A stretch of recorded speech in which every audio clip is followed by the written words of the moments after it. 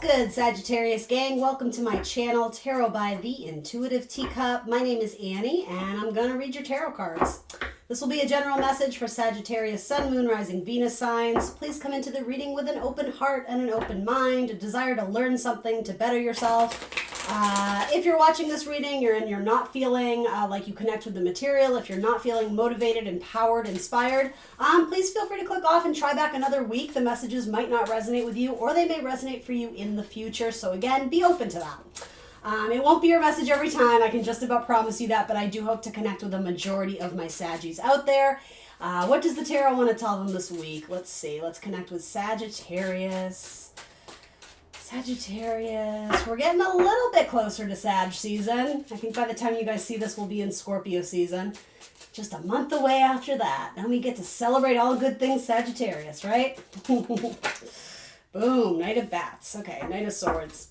And as always, guys, you know, you are accountable and responsible for all your own actions and decisions. This is merely optional advice, guidance, checking in on energies, okay? All right, let's do it. What is this Knight of Bats headed towards? Let's see. Ooh, chaos, conflict, warring, battle, a little spicy temper. It kind of feels like you want to rip someone a new one. Or you have a message that it's charged or it's laced with a lot of pent up. It could be anger or frustration. It could also be like a sex drive, just like, oh my God, I gotta hit this now. Which again, I don't know if I love that message. Like in theory, that's a fun message to get, right? But it almost seems like this could, if it is purely romantic and lusty, right? It could actually be entering into kind of a dangerous territory in terms of like the addiction of, oh my God, I need to be with this person. Almost like codependency, right? Like you're needing them to get like your zhuzh back. So again, just be cognizant of that. Can I ask a little bit more? Who's going to be on the receiving end of this? And again, if this isn't you, this might be someone coming at you at work. I don't know. So this might be between you and a Pisces, a Gemini. Oh my God, yeah, I get the same message. This is like someone who's like yearning for your body. You know what I mean? Like they can't take it. It's like you send them into like this animalistic, maybe that's not the right word, but you know what I mean. Just animal kind of tizzy. But with the Two of Cups, like I was gonna read this as someone who wants to argue and howl back, but I think they're howling for a different reason. This feels very, this feels like very pornographic to me. I'm just going to be honest, Sag.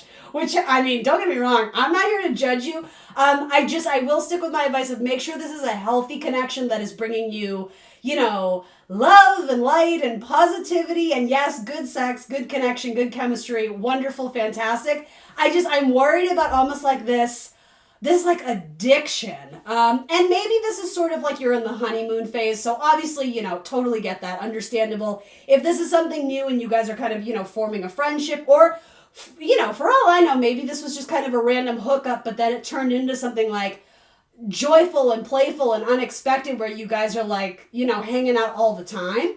I actually love that the Two of Cups is coming up here, which sort of reinforces to me the idea that this could just be really like a lot of playfulness, but again, there's sort of this flirtatious, sexy element to it. Like you guys might be firing off texts to each other like all day, every day. Lot of communication coming through. Interesting. And so again, depending on how much time you're spending with this person, I'm not going to cast like a negative light on this reading until I see the need to do so, right? Not my intention. And you guys tend to swing more optimistic anyway, so cool. I'm going to stick with that vibe. Again, just be careful that something that might be bothering you but you're not expressing doesn't turn into this larger issue where it ends up starting a fight when it could have just been taken care of earlier by just expressing your truth. The Knight of Bats, the Knight of Swords, it is all about truthful communication in theory. But it can be very scattershot and sort of surface level, superficial. So again, be very true to your core, to your ethics, your morals, your integrity, your authenticity, whatever that is to you, right? Whatever your moral compass is. And it might be different for all of you out there. It probably is. But again, make sure that there's some similarity with this person who you're really mixing it up with. But you know what? Like, good for you. If this is just like a hot, passionate sexual connection, get it, Sag. Get it, Sag. I don't frequently get those. And then you get the King of Wands. Chicka bow wow. I don't frequently get these kind of messages, but hey, I'm if someone's gonna get it, I'm glad it's you, Sag. All right, let's see. And tell me a little bit more about. Actually, what's he looking at here?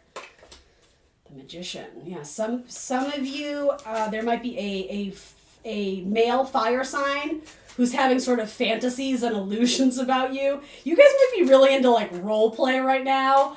Or maybe, I don't know, I guess this could be like Halloween costumes too, right? We are approaching that season, but yeah, this is like spicy. Okay. Some of you you may have a fire sign looking at you, Aries, Leo, Sag. You may have an Aquarius approaching you. And again, it's like their mouth is watering. This is like so uncomfortable because the messages I'm getting are so sexual. I'm like, I don't want to know this much, Sag. I mean, this looks good. What else do I need to tell them? I don't know, Spirit. What are you trying to get me here? What are you trying to do to me, Spirit? This feels like voyeuristic on my part because I'm like, okay, I don't need to know that much. Like, go do your thing. What is showing to me? Something with a Libra. Okay, God, now there's the drama. I was going to say, this is too perfect. What's going on here? Just make sure this person isn't married. Watch your tone. There's something here about sort of a condescending tone that could be very hurtful to your person, especially if your person is a Libra or a Scorpio. Yeah, be careful with the tone. Your words don't always land the way you think they will. So again, just be cognizant of that. I don't know what else to give you here. This looks good. I mean, I guess I'll just do, actually, let's throw some zodiac signs on it. I think maybe that will give us just something to work with. Hold on, sorry, let me find my deck. I'm so disorganized right now. Oh, okay. What signs want to come through, and then we'll do one more message really briefly. But yeah, I mean, this looks hot. This looks dynamic. This looks fun. This looks sexy. This looks spicy. This looks adventurous. All right, zodiac signs. Quincunx.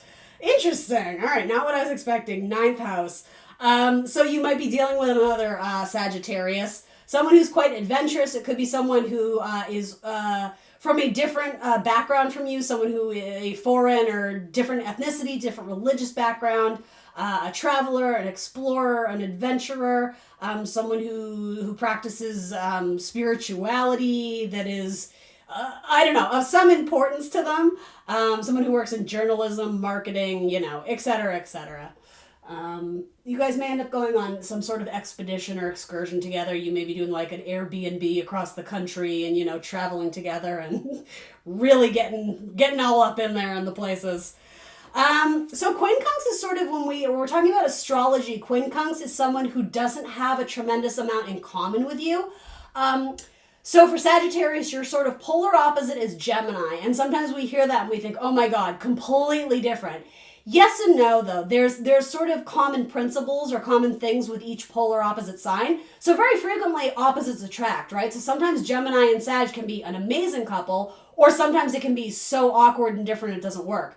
Quincunx is actually more of more zodiac signs that you really don't share anything in common with. So because Gemini is your opposite, you guys are both what we call mutable signs.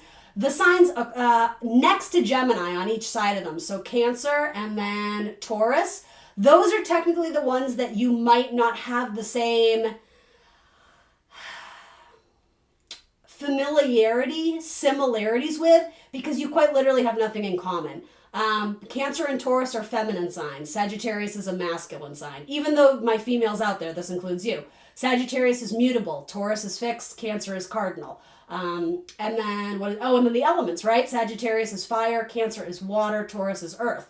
Now, to be very clear, it's not to say that you can't get on fantastically with those signs, but I could see that working too, because there's almost something there about the mystery, about the intrigue of it. Because again, the idea of foreign affairs, there's something about it that as a seeker, right, as one who is curious, my mutable fire sign, someone who wants to be stimulated and grow and keep their mind sort of in many different areas, always growing and exploring, it could be that those signs, and I'm not saying it has to be Cancer or Taurus, that's just an example, that those signs may offer you some sort of very different experience in life. And so whether this is like a hit it and quit it, or, you know, you date a few months, or whether this is your life partner, it's worth exploring kind of those more unknown, mysterious people out there in life, because, you know, true to Sagittarian form, you can learn something from them, right?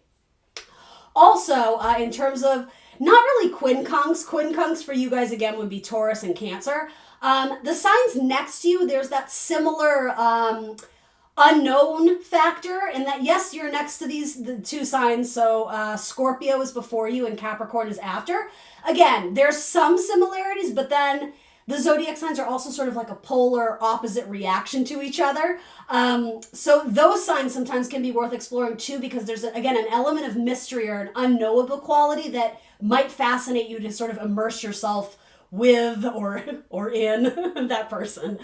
So again, next to you, it could be maybe something with Scorpio or Capricorn. And again, for the same reasons, both Scorpio and Capricorn are feminine. Scorpio is fixed, Capricorn is cardinal, you, Sag, again, are mutable. And again, the elements, so Capricorn is earthy, you, Sag, are fire, and Scorpio is water. So anyway, I hope you understand what I'm trying to get at. Well, in summation, differences are good. Differences can show you new aspects of people. And again, you can walk away having learned something from the process and enjoying it immensely is what I would say here. All right, Sagittarian, you horny bastards out there. All right, I'll catch you guys soon. Remember to like the video, subscribe to my channel, and I will see you all very soon for more tarot. Bye.